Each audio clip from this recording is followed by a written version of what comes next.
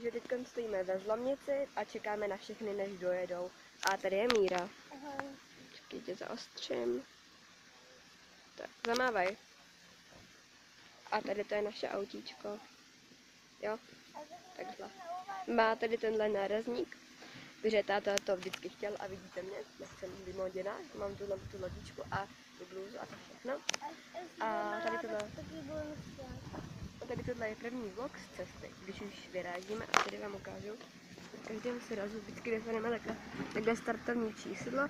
Tady tohle startovní číslo je z roku 2014, A to byla jednička a to bylo v Kolíně. Potom tady Kolín 2015, to jsme měli 20. A Kolín 2016, to jsme měli 3. A potom minulý rok v Berouně, to jsme byli 20.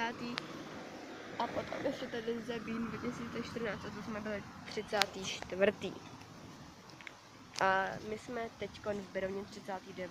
Máme startovní 39 a u vás je úplně horké. okolo nás plná cikáně.